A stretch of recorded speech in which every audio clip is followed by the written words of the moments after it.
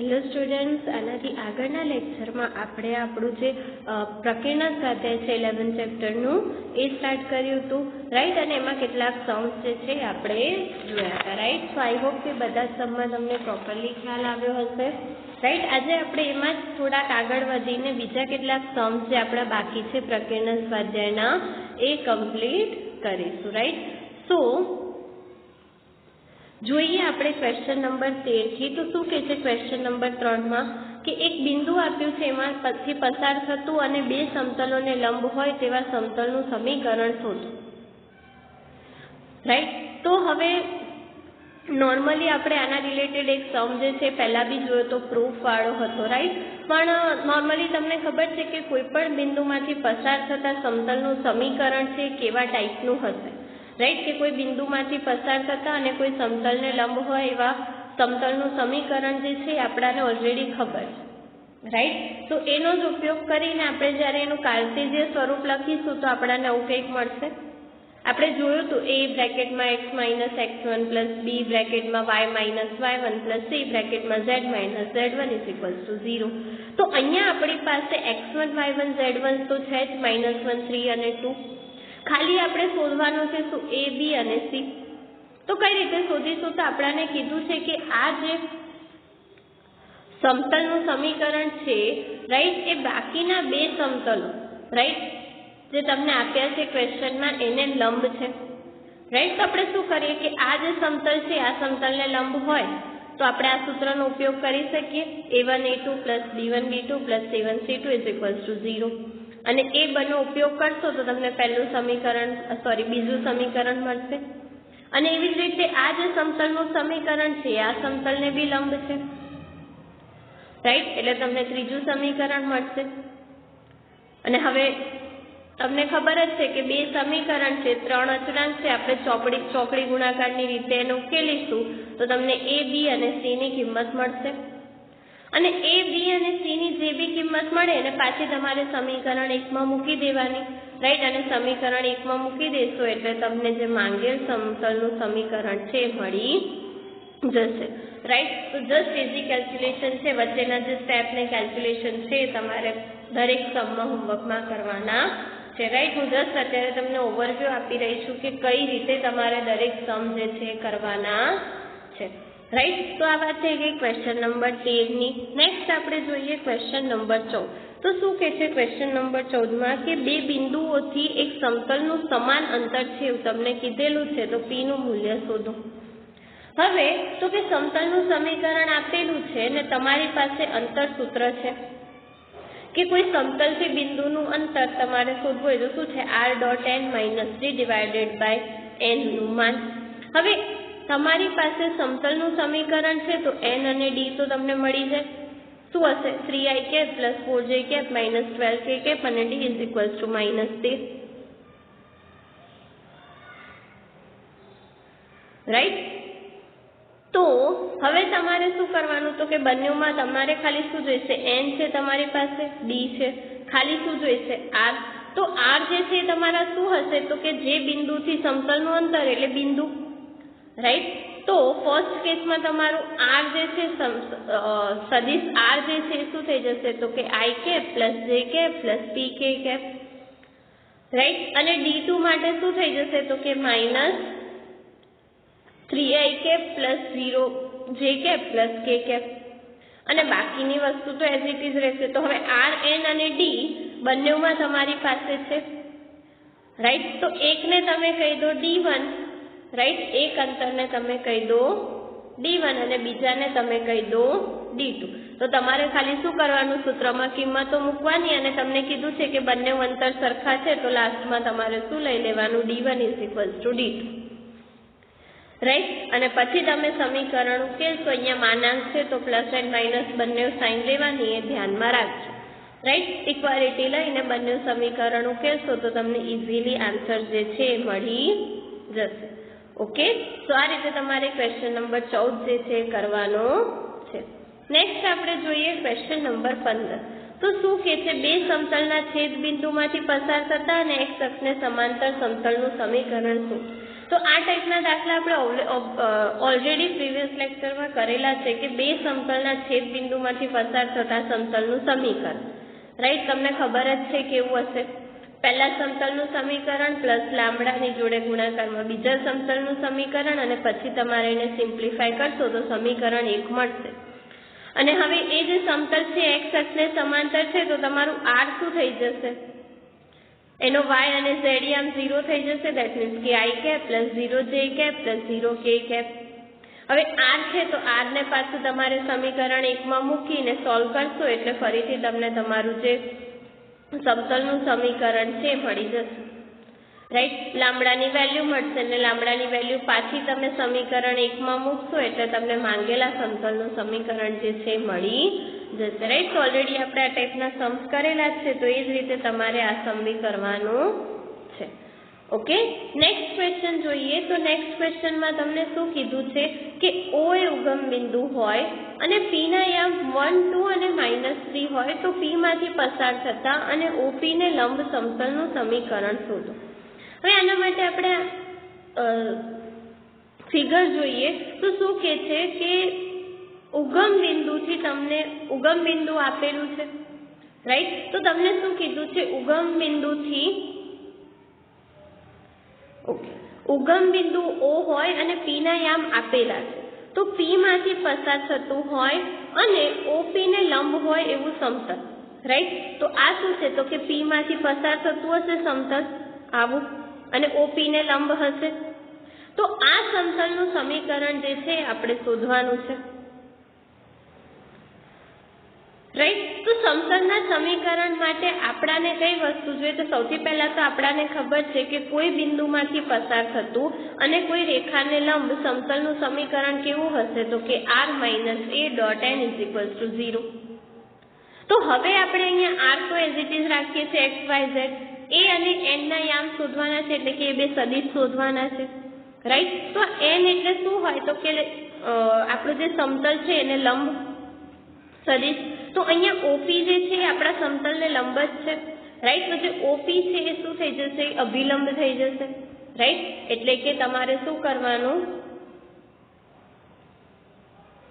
તો કે n = શું મળશે? OP એટલે કે P માંથી એના સદિશો બાદ કરવાના એટલે તમને શું મળશે? i cap plus 2j cap plus 3k cap, right? અને તમારું સમતલ છે એ કયા બિંદુમાંથી પસાર થાય છે? 1, 2, 3 એટલે તમારું a શું થઈ જશે? i cap plus 2j cap plus 3k cap, right? તો હવે a મળી ગયો, n મળી ગયો. તમારે જસ્ટ શું કરવાનું છે?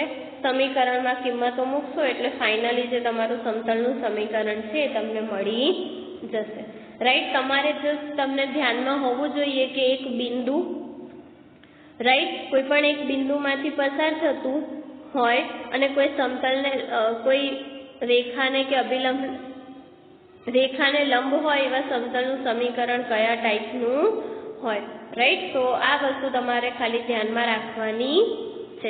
ફિગર થોડીક ડ્રો કરશો જ્યાં તમને જરૂર હોય ત્યાં, તો તમને ઇઝીલી એની કેલ્ક્યુલેશન જે છે એ ખ્યાલમાં આવી જશે. ઓકે, નેક્સ્ટ ક્વેશ્ચન જોઈએ. તો નેક્સ્ટ ક્વેશ્ચન શું કહે છે કે બે રેખાઓની છેદ રેખાને સમાવતા સમતલ તથા સમતલ ને લંબ સમતલનું સમીકરણ શોધો. હવે તમને બે સમતલો આપ્યા છે, રાઈટ?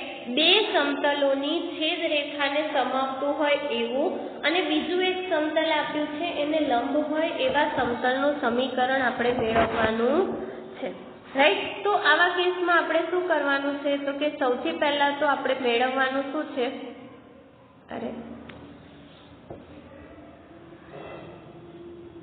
સૌથી પહેલા આપણે મેળવવાનું શું છે? તો કે બે સમતલની છેદ રેખામાંથી પસાર થતા સમતલનું સમીકરણ, રાઈટ? તો એ તો તમને ખબર જ છે. બે સમતલમાં છેદ બિંદુમાંથી પસાર થતા સમતલનું સમીકરણ કેવું હશે? તો આ સમીકરણ 1 આપી દો. અને આ જે સમતલ છે આ બી આપણે આ ટાઈપના સમથી આપણે કરેલા છે કે આ જે સમતલ છે એ કયા સમતલને લંબ છે? તો કે આપણું જે સમીકરણ 1 છે એ અને આ જે સમતલ છે બંને કેવા છે? એકબીજાને લંબ. એટલે બંનેના તમે અભિલંબ શોધી લો અને અભિલંબનો ડોટ પ્રોડક્ટ = 0 લઈ લો તો લાંબડાની વેલ્યુ મળી જશે, રાઈટ? એ જ વસ્તુ અહીંયા તમને બતાવેલી છે. આ તમારું n1, આ તમારું n2 બંનેનો અભિલંબ લંબ છે એટલે n1 ડોટ n2 અને લામડાની જે કિંમત મળે પાછી સમીકરણ 1 માં મૂકશો એટલે તમને જે ફાઇનલ આન્સર છે મળી જશે, રાઈટ. તો આ રીતે તમારે એની કેલ્ક્યુલેશન જે છે કરવાની છે. ઓલરેડી આપણે આ ટાઈપના સમ જે છે જોઈ ગયા છે. ઓકે, સો આઈ હોપ કે તમને હવે ખ્યાલ આવ્યો હશે કે બે સમતલના છેદ બિંદુમાંથી પસાર થતા સમતલનું સમીકરણ કેવું હોય, રાઈટ. અને એની જોડે જે તમને ત્રીજી કન્ડિશન આપી હોય એનો ઉપયોગ કરીને તમારે સમતલનું સમીકરણ જે છે શોધવાનું રહેશે. ઓકે, તો આ થઈ ગયું ક્વેશ્ચન નંબર 17. નેક્સ્ટ આપણે નેક્સ્ટ ક્વેશ્ચન પર મૂવ ઓન કરીએ, ક્વેશ્ચન નંબર 18. તો શું કહે છે ક્વેશ્ચન નંબર 18 કે એક રેખા આપેલી છે અને એક સમતલ આપેલું છે. એ બંનેના છેદ બિંદુથી આપેલું એક બિંદુ છે એનું અંતર શોધવાનું છે.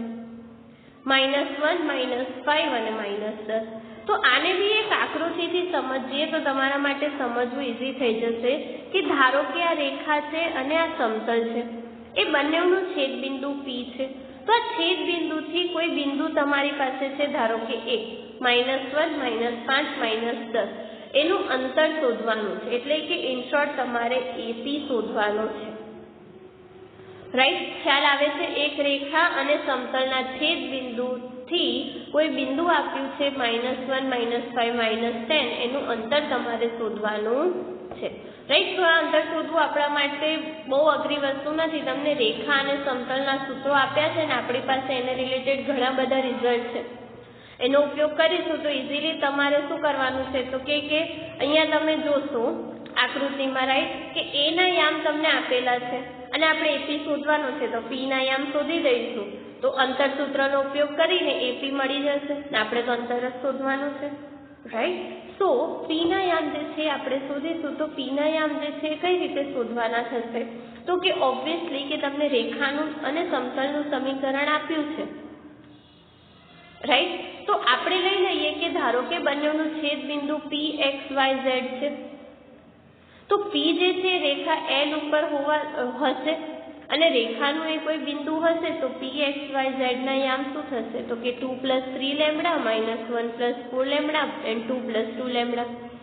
હવે કઈ રીતે આવ્યું એ બી તમારા માટે નવી વસ્તુ નથી. રેખાનું સમીકરણ તમારી પાસે છે, એમાંથી X, Y અને Z ની વેલ્યુ તમે શોધશો તો તમને શું મળશે 2 + 3 લેમ્બડા -1 + 4 લેમ્બડા and 2 + 2 લેમ્બડા. આ ટાઈપના સમ્સ જે છે આપણે જ્યારે રેખાના સમીકરણની વાત કરી હતી ત્યારે જ કરી ગયા છીએ, રાઈટ. અને પછી તો કે તમારે શોધવાનું શું હશે તો કે X, Y અને Z. હવે P ના યામ મળ્યા તો P જે છે સમતલ પર બી હશે, રેખા પર છે એટલે સમતલ પર હશે બીકોઝ એ બંનેનું છેદ બિંદુ છે. તો સમતલ પર હશે તો એ સમતલના સમીકરણનું સમાધાન કરશે. તો P ના યામ જે છે સમતલના સમીકરણમાં મૂકો તો લેમ્બડાની કિંમત મળી જાય કે P જે છે સમતલના સમીકરણનું સમાધાન કરશે, કેલ્ક્યુલેશન કરશો તો લામડાની વેલ્યુ મળી જશે અને લામડાની વેલ્યુ મળી ગઈ તો P ના યામ બી મળી જશે. હવે P ના યામ અને A ના યામ મળી ગયા તો આપણાને અંતર સૂત્ર પરથી અંતર શોધતા આવડે, રાઈટ. એટલે કે AP જે છે તમને ઇઝીલી મળી જશે, રાઈટ. તો આ વસ્તુ તમારે ધ્યાનમાં રાખવાની છે કે કઈ રીતે તમે એની કેલ્ક્યુલેશન જે છે એ કરી શકો.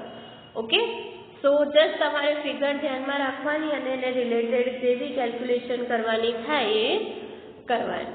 ઓકે, સો નેક્સ્ટ ક્વેશ્ચન જોઈએ. તો નેક્સ્ટ ક્વેશ્ચન તમને શું કહે છે કે 1, 2 અને 3 માંથી પસાર થતી અને બે સમતલોને સમાંતર રેખાનું સદિશ સમીકરણ શોધો. હવે અહીંયા ખાલી એક વસ્તુનું ધ્યાનમાં રાખવાનું છે કે પહેલા તો અહીંયા તમારે રેખાનું સદિશ સમીકરણ શોધવાનું છે, રાઈટ. તો કોઈ બિંદુમાંથી પસાર થતી અને કોઈ રેખાને કોઈ સદિશને સમાંતર હોય એવી રેખાનું સમીકરણ શું હતું આપણાને ખબર છે A + લેમ્બડા B, રાઈટ. તો આપણી પાસે રેખાનું સમીકરણ તો છે જ, કયું છે તો કે A + લેમ્બડા B. તો હવે આપણે ખાલી શું શોધવાનું સદિશ A અને B. તો A તો તમને ઇઝીલી મળી જશે બીકોઝ તમને ખબર છે A શું હશે તો કે જેમાંથી રેખા પસાર થાય છે. તો રેખા શેમાંથી પસાર થાય છે 1, 2 અને 3, રાઈટ. તો તમારો સદિશ A શું થઈ જશે I + 2j + 4k, અરે સોરી પ્લસ અહીંયા શું આવશે +3k, રાઈટ. અહીંયા થોડીક પ્રિન્ટિંગ મિસ્ટેક છે તો થોડુંક કરેક્શન જે છે તમારે કરવાનું રહેશે. રાઈટ। તો એ જે છે સદિશ એ શું થઈ જશે i cap plus 2j cap plus 3k cap. તો એ તો મળી ગયો, હવે તમારે ખાલી b જ શોધવાનો છે। તો b માટે શું છે કે આપણી પાસે સમતલના બે સમીકરણો છે, એના ઉપરથી આપણને બંનેના અભિલંબ મળે, રાઈટ। હવે જે સમતલના અભિલંબ છે, રાઈટ, એ લંબ હશે અને તમને કીધું છે કે જે બિંદુમાં રેખા જે છે એ આ બંને સમતલને સમાંતર હોવી જોઈએ। તો હવે આ બંને જે તમારા અભિલંબ છે એનો આપણે ક્રોસ પ્રોડક્ટ લઈ લઈએ તો એના આન્સરમાં જે આપણને સદિશ મળશે એ ઓબ્વિયસલી રેખાને સમાંતર હશે, રાઈટ। એ થોડુંક આપણે ઓલરેડી ડેફિનેશન જોઈ ગયા છે ક્રોસ પ્રોડક્ટની ને ડોટ પ્રોડક્ટની, તો થોડીક એની ફિગર ઇમેજિન કરશો તો તમને ખ્યાલ આવી જશે કે n1 અને n2 બંને સમતલને લંબ હશે, રાઈટ। તો એનો જ્યારે તમે ક્રોસ પ્રોડક્ટ શોધશો તો એનો જે ક્રોસ પ્રોડક્ટ છે એ આપેલી રેખાને કેવો હશે, સમાંતર હશે। તો જસ્ટ તમારે શું કરવાનું છે તો કે બે n1 ક્રોસ n2, રાઈટ, એટલે તમને b મળી જશે। તો અહીંયા એ જ વસ્તુ તમને કીધેલી છે કે L એ સમતલો π1 અને π2 ને સમાંતર છે, રાઈટ, એટલે કે રેખા L ની જે દિશા હશે એ π1 અને π2 બંનેને લંબ હશે। પહેલા રેખા તમને છે ને સમતલને સમાંતર આપેલી છે તો એના અભિલંબને લંબ હશે, રાઈટ, એટલે કે રેખાની દિશા જે છે સમતલોને લંબ હશે, એટલે કે એનો જે ક્રોસ પ્રોડક્ટ છે એનાથી સમાંતર હશે, એટલું તમે કહી શકો, રાઈટ। એટલે કે આપણે શોધવાનું છે શું તો કે b n1 ક્રોસ n2। હવે n1 n2 છે એનો ક્રોસ પ્રોડક્ટ શોધતા આવડે, ક્રોસ પ્રોડક્ટ શોધશો એટલે સદિશ b મળી જશે। હવે a તમારી પાસે છે, રાઈટ, b તમારી પાસે છે, તો જસ્ટ તમારે શું કરવાનું છે, રેખાના સમીકરણમાં કિંમત મૂકશો એટલે r તમને જે રેખાનું સમીકરણ છે એ મળી જશે, રાઈટ। તો થોડીક એકદમ ઇઝી કેલ્ક્યુલેશન છે, જસ્ટ તમને ધ્યાન રાખવાનું છે કે બે સમતલોને સમાંતર તમને રેખા શોધવી હોય તો એ કઈ રીતે મળે, રાઈટ। તો તમારે ત્યાં શું કરવાનું, બંને સમતલના અભિલંબનો ક્રોસ પ્રોડક્ટ લઈ લેવાનો, એટલે એમાં જે તમને સદિશ મળશે એ આપેલી રેખાને લંબ સમાંતર જ હશે, રાઈટ। ને એવું જ તમારે નેક્સ્ટ ક્વેશ્ચનમાં બી કરવાનું, શું કીધું છે પણ અહીંયા તમને ખાલી શું કીધું છે કે એના કાર્ટેશિય સમીકરણ આપેલા, ત્યાં સમતલને લંબ હતું, અહીંયા રેખાને સમાન લંબ છે, રાઈટ, એટલે કે જે બિંદુમાંથી પસાર થતી હોય અને બે રેખાઓને લંબ હોય, તો બે રેખાઓને લંબ હોય તો રેખાના સમીકરણમાંથી તમને b1 અને b2 મળે, તો આ તમારું b1 અને આ b2, રાઈટ। અને માંગેલ રેખાને સમાંતર સદિશ b હોય તો b તમને કઈ રીતે મળશે, તો અગેન બંનેનો ક્રોસ પ્રોડક્ટ, રાઈટ, અને b તમને મળી જાય પછી તો તમારે ખાલી શું કરવાનું છે તો કે સમતલના સમીકરણમાં કિંમતો મૂકવાની છે, રાઈટ। તો અહીંયા તમને શું મળશે કે બિંદુ a માંથી પસાર થતું સમતલ a અને b બંને આપેલું છે, તો તમારે ખાલી શું કરવાનું છે તો કે r a λb કરશો એટલે ઇઝીલી તમને આન્સર જે છે મળી જશે, ઓકે। તો આ રીતે તમારે એની કેલ્ક્યુલેશન જે છે એ કરવાની છે બંને સમ, રાઈટ। તો નેક્સ્ટ ક્વેશ્ચન જોઈએ, તો નેક્સ્ટ ક્વેશ્ચનમાં તમને કીધું છે કે એના અંતઃખંડો આપેલા છે કે સમતલના અંતઃખંડો a b c હોય, રાઈટ, તો ઉગમ બિંદુથી p એકમ અંતરે આવેલું હોય, અંતઃખંડો a b c હોય, રાઈટ, અને સમતલ જે છે ઉગમ બિંદુથી p એકમ અંતરે આપેલું હોય તો તમારે આ સાબિત કરવાનું છે। હવે અંતઃખંડો આપેલા છે એટલે આપણે સમતલનું અંતઃખંડ સ્વરૂપ જ લખીશું, રાઈટ। તો સમતલનું અંતઃખંડ સ્વરૂપ આપણને આપેલું છે તો એનો ઉપયોગ કરીશું તો આપણને સમતલનું સમીકરણ શું મળશે તો કે x/a + y/b + z/c - 1 0। હવે ઉગમ બિંદુથી તમને અંતર p આપેલું છે તો ઓબ્વિયસલી આપણે અહીંયા અંતર સૂત્રનો ઉપયોગ કરીશું, રાઈટ। તો p આપણી પાસે હવે અંતર સૂત્ર શું થઈ જશે તો કે ખબર જ છે કે ax1 + by1 + cz1 - 3/√a² + b² + c²। હવે અહીંયા તમને ખબર છે કે a b અને c, રાઈટ. તો એક્સ વાય અને ઝેડ ના સહગુણકો છે, તો અહીંયા આપણી પાસે એક્સ વાય અને ઝેડ ના સહગુણકો શું છે? 1/a 1/b 1/c. તો a b c શેનાથી રિપ્લેસ થઈ જશે? 1/a 1/b અને 1/c થી.